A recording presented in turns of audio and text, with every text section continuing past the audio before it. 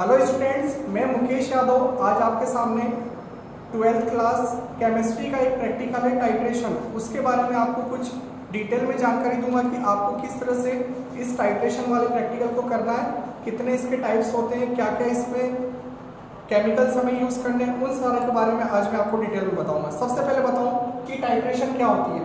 तो titration are fundamental in quantitative chemical analysis because they allow accurate determination of substance concentration in solution। इसका मतलब ये है कि किसी भी सब्सटेंस की जो कंसंट्रेशन है उसको हमें एक्यूरेट अगर पता करना है तो हमें टाइट्रेशन करना पड़ता है। ये टाइट्रेशन जब आप इस वाली फील्ड में जाते हो, फार्मास्यूटिकल वाली फील्ड में, तो वहाँ जो दवाइयाँ बनती हैं उनमें हमें एक्यूरेट कंसंट्रेशन की जरूरत पड़ती है, तो इसलिए हमें यहाँ टाइट्रेशन सीखने की जरूरत है। आगे बढ़ता हूँ तो आगे देखते हैं इसके टाइट्रेशन के कितने टाइप्स होते हैं। टाइट्रेशन 3 टाइप्स का होता है।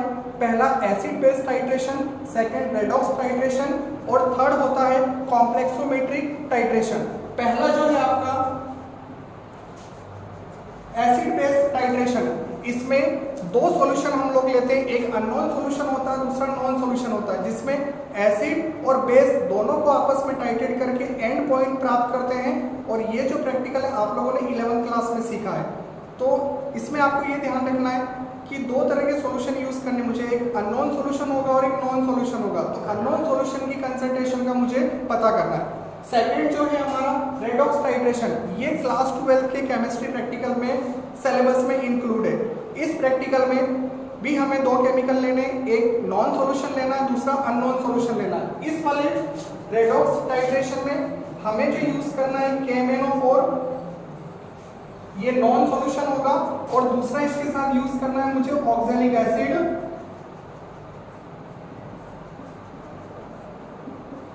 या फिर हम लोग यूज कर सकते हैं मोर सॉल्ट।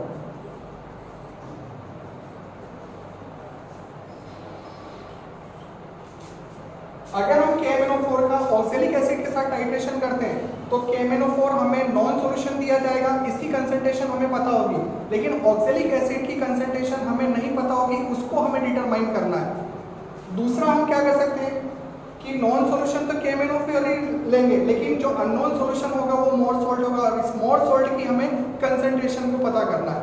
इन दोनों के बीच में टाइट्रेशन करवाएंगे। जो KMnO4 पिंक कलर का होता है वो आपका फेंट पिंक कलर हो जाएगा, तब ये रिएक्शन कंप्लीट हो जाएगी और उसमें हमें एंड पॉइंट मिल जाएगा। यहाँ पर हमें किसी भी तरह के इंडिकेटर का यूज नहीं करना है, क्योंकि KMnO4 खुद एक इंडिकेटर के रूप में काम करता है। यहाँ पर जो ऑक्सैलिक एसिड और मोर सॉल्ट है वो हमारा रिड्यूसिंग एजेंट के रूप में काम करता है, और KMnO4 ऑक्सीडाइजिंग एजेंट के रूप में काम करता है। इन दोनों की रिएक्शन कंप्लीट होती है तो हमारा फेंट पिंक कलर आ जाएगा, और वहीं हमारी रिएक्शन कंप्लीट होती है। और जितने पे कंप्लीट हो रही है उसका हम कैलकुलेशन कर लेते हैं, और उससे हमें ऑक्सैलिक एसिड या मोर सॉल्ट उसकी कंसंट्रेशन का पता पड़ जाता है। अब इसको करना कैसे है, तो इसको आप लोग देखिए यहाँ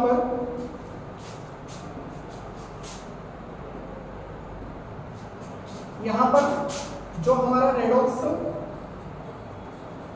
टाइट्रेशन है, इस रेडॉक्स टाइट्रेशन में 2 चीजें होती है, एक होता है टाइट्रेंट और एक होता है एनालाइट। यहां देखिए मैंने लिख रखा है टाइट्रेंट, जो नॉन कंसंट्रेशन का सॉल्यूशन होता है, और इसमें हम जो जनरली यूज करेंगे रेडॉक्स रिएक्शन में KMnO4। ये हमें पता होती है कि भाई कितनी कंसंट्रेशन का हमें KMnO4 दिया गया, और इस KMnO4 को हमें इस तरह का एक ब्यूरेट होता है, उस ब्यूरेट में भरना, नीचे एक टेप लगा रहता हो, और इसके अंदर पूरा का पूरा आपको KMnO4 का सॉल्यूशन भरना है। ये हमारा टाइट्रेंट है।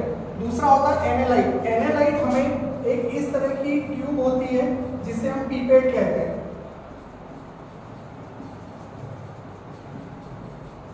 इसके अंदर 20 ml हमें अननोन सॉल्यूशन लेना पड़ता है, और अननोन सॉल्यूशन के रूप में हम लोग ऑक्सैलिक एसिड